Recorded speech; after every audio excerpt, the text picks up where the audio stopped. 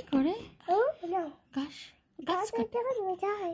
এই গাছ কটা কাইটটা $100 নিয়ে যাবে 1 ঘন্টা 1 ঘন্টা লাগবে না তাদের কি করে এরা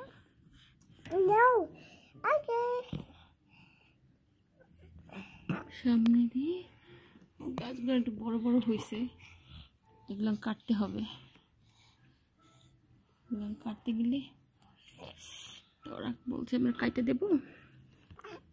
তার জন্য বলছে আমাদের $100 দিস